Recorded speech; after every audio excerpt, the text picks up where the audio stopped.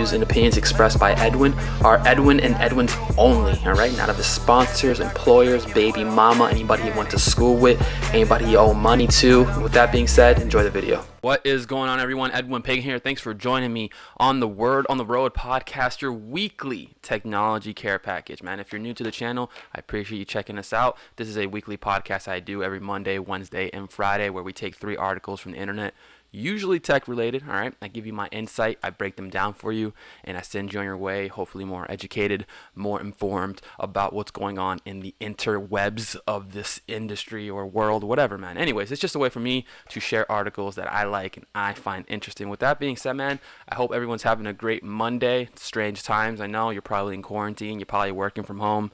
I know my fiance is working from home. And it's tech problems galore, man.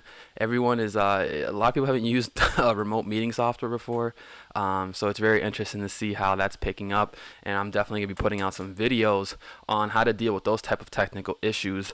Yeah, man, it's crazy. It's we're all in quarantine. I've been trying to do my best to be self-quarantined, staying inside the house. I think we went to Wally World a couple times just to pick up the essentials. But it's strange times, bro.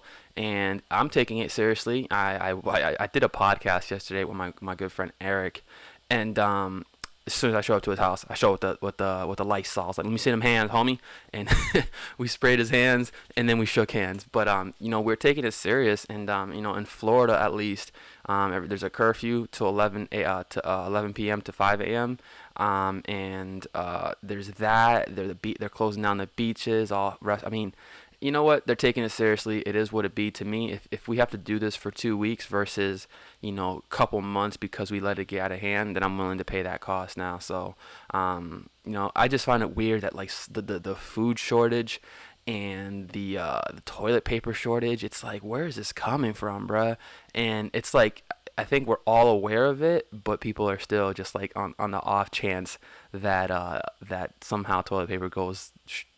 I don't get why people are collecting toilet paper. I guess that's my logic, but I don't get a lot of things. But, to each their own, I guess, is what I'm saying. But I finally got a workout in yesterday as well. So I went to my brother's house. He's got a home gym. We practice social distancing. I got a workout in, and I'm trying to run as much as possible throughout the quarantine process because, you can't go outside.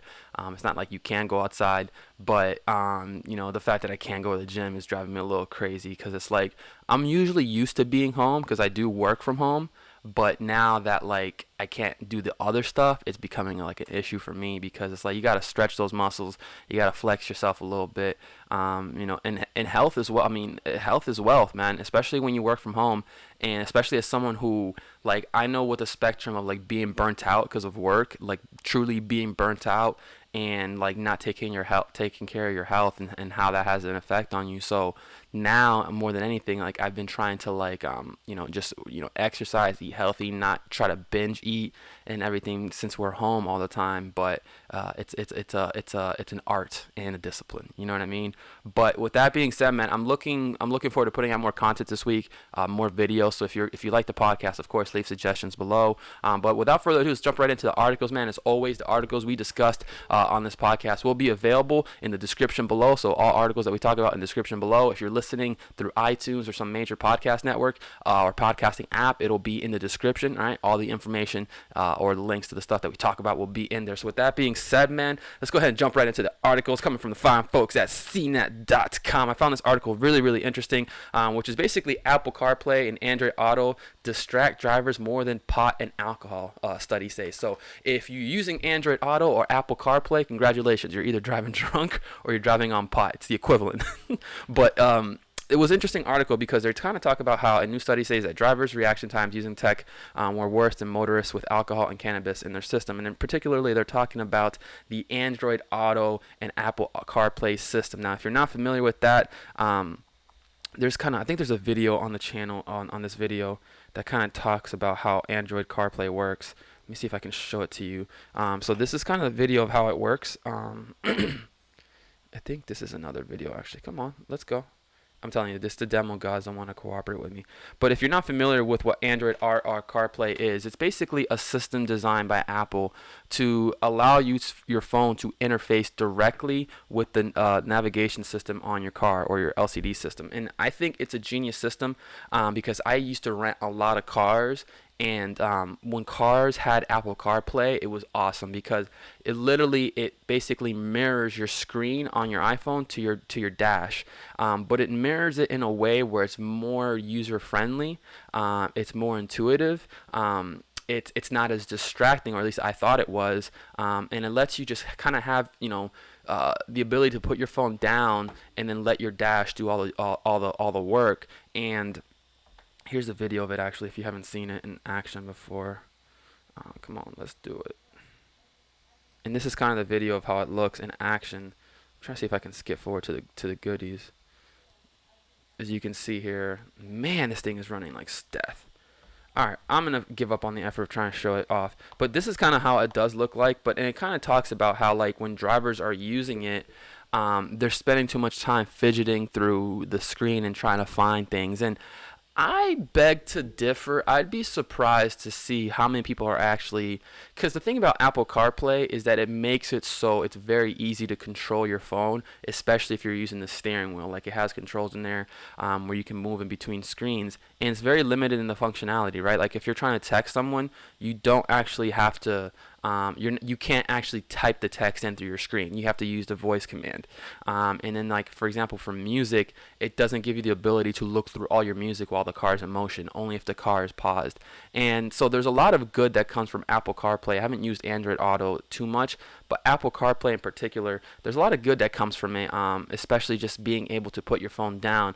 But distracted drivers are always going to exist, whether they're being distracted from the Android Auto on their dash, or they're being distracted from their phone. I think they're always going to be distracted. And I think in tests like these, I would be interested to see, like, what the experiment looked like, because they kind of talk about in the article that, like, drivers would look away from the road for like over 16 seconds. A lot can happen in 16 seconds. But I don't think that's as accurate as people are making it out to be. I really don't, because as someone who's used Android Auto and Apple CarPlay, it's not that crazy. It's not that complex. I mean, to me, it's like I put my directions up on there and I'm good to go. I put up my my music and I'm good to go. I don't really have to fidget around with it. And so this idea that they have that people are distracted by it, I think it's a little far-fetched, because I think in these experiments, they're probably making people do a bunch of crazy stuff, like send out a long text message, find the nearest this and find the nearest that, and it's like, it's just not a realistic experiment in my opinion. But with that being said, if you do have the option of getting Apple CarPlay in your car, get it. It's the greatest thing ever. I think it's one of those things, like, forget getting the technology package when you buy a car, like getting the navigation and the entertainment system. Forget getting that, bro. Just get Apple CarPlay and it will work just as well as any navigation system. The maps work really well. And like, what I thought was really cool one time, because I rented it, I think I was renting like a Dodge Challenger. I had a Dodge Challenger, and it was dope because the car was running low on gas. The car alerted my phone that the gas was low, and then my phone immediately presented me options of gas stations nearby. It loaded up Apple Maps and sent me on my way. And that was what I really liked about it, is just like how it can communicate so easily with your phone and with your phone and in the car. So like, as far as the data goes. But I haven't used CarPlay in a while, in the sense of, like, when I used it, the only thing that I hated about it was that you had to tether in. Like, you had to use a USB cable and connect it to the car. And so I like having Bluetooth, But in that same respect, it charges your phone, But I'd be interested to see how this technology has changed. But definitely check out this article. It's from CNET.com. It's an old one, or it's a short one, but a good one. So with that being said, next article coming from the fine folks at TechCrunch. Let it load real quick, which is FluSense, a system that tracks sickness trends by autonomously monitoring public spaces, man. So, of course, during this novel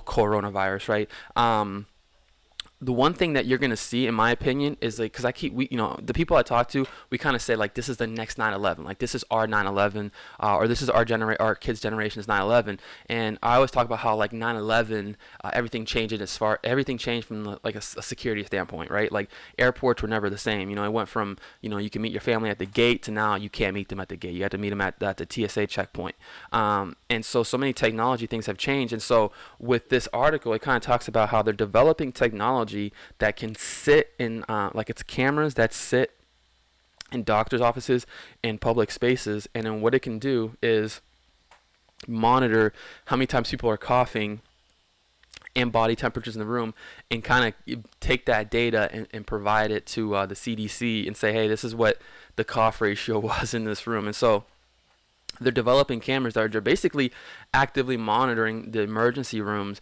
and then kind of giving back feedback and like how contagious the room was, how much cleaning has to be done. And I think it's pretty genius how this works, because it's very passive surveillance in that sense, where it's only picking up or reading certain signals, right? It's only picking up like thermal, like if your body temperature is hot, or if you're coughing, if like you do that coughing motion, that's what it's recording and then letting people know.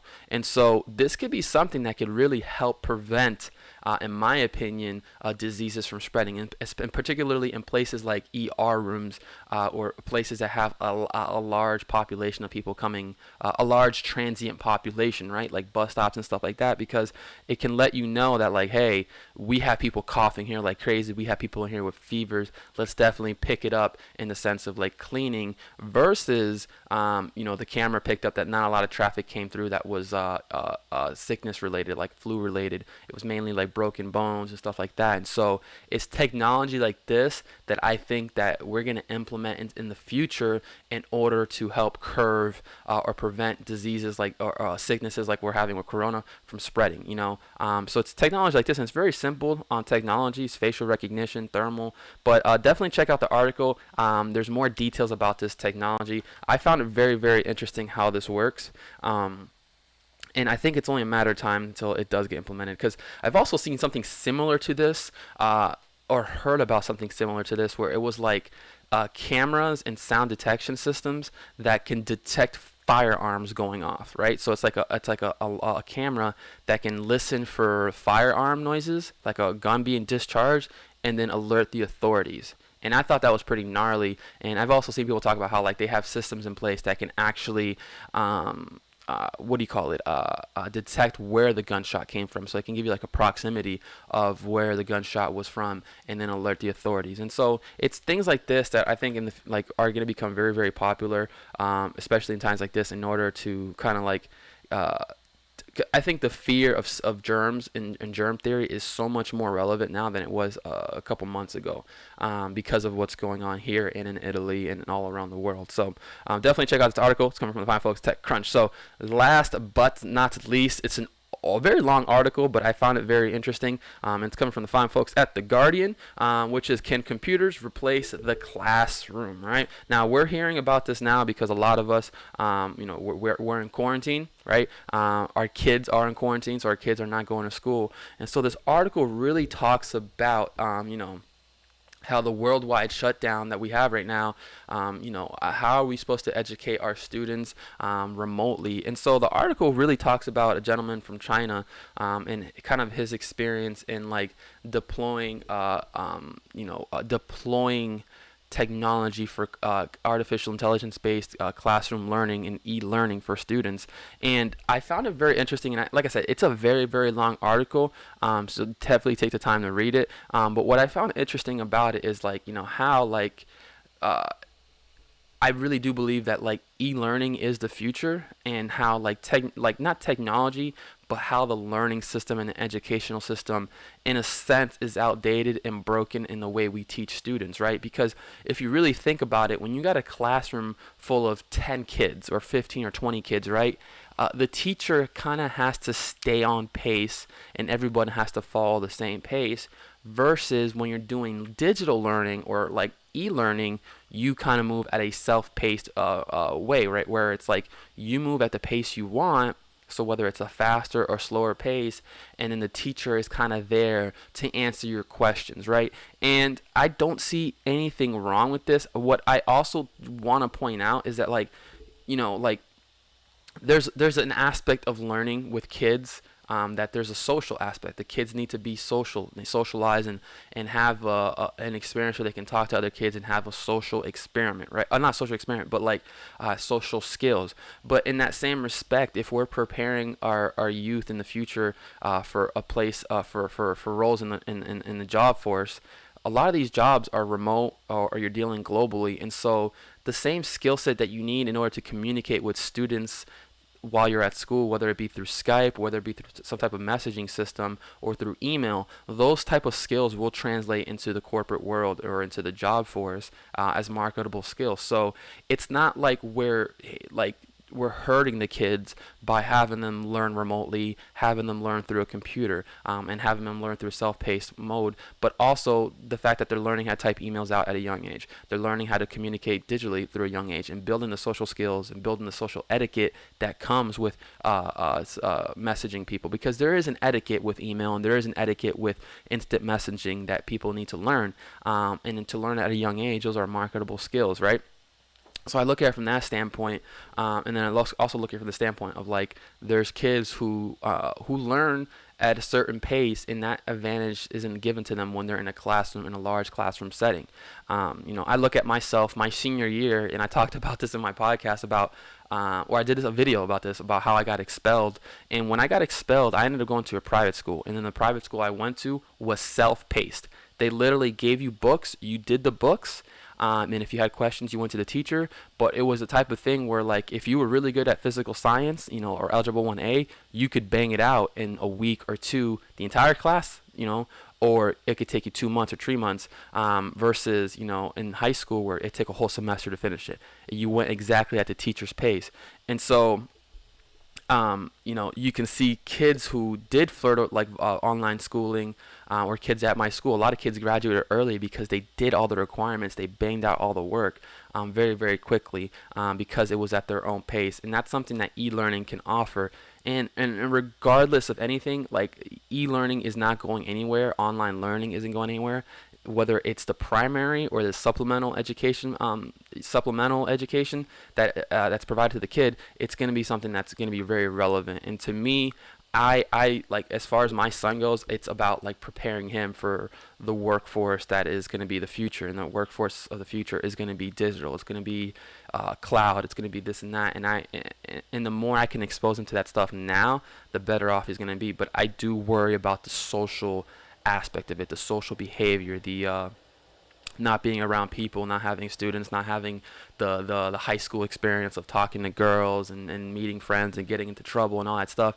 You kind of lose that when you're doing remote learning. But at the same time, that's what organized sports are for. That's what other aspects. So there's other things that can fill that void. But I think in today's world right now, especially with what we're going through, this is the route that we need to go to in order to ensure that that we don't spread this virus. And so you're going to see a huge pickup in e-learning. But like I said, definitely check out the article. They raised a lot of interesting points in that article about e-learning, and kind of like how people learn in China, and how it's just different how education isn't just about absorbing the information or studying it. It's about understanding what you're doing it, how to apply it, and then applying it and practicing, and truly learning how to truly learning, in my opinion, truly learning something. My biggest fear with my son, especially with technology as well, is that he's going to be a consumer and not an actual user or an engineer in that sense, where it's like, does he know what he's doing on the computer, or is he just pointing stuff and playing video games? And so I make it a point to make sure he understands how to use a computer. Not just play games, but understanding how to connect to a Wi-Fi network, right? As dumb as that sounds. How to check his sound settings. How to fix an issue on his computer. How to lock a code on his computer. How to do a bunch of things, because I want him to know how to use this technology instead of just being a consumer. And so, like I said, education is that to me. Educating is, do you actually know how to use it, break, fix it, whatever. And so it's weird how countries all around the world do it differently. So I definitely encourage you to check out this article. It was very, very interesting. So with that being said, folks, this wraps up this Monday's episode of the Word on the Road podcast. Of course, my name is Edwin Pagan, your host. You can find me on Edwin Pagan 19 on Instagram. Make sure to like, subscribe to the podcast. We come out every Monday, Wednesday, and Friday. But until next time, folks, my name is Edwin Pagan. Y'all have been fun. Take care, everyone. Stay safe. Peace. Alex, what are you doing? Watching my dad's channel. You're watching your dad's YouTube channel?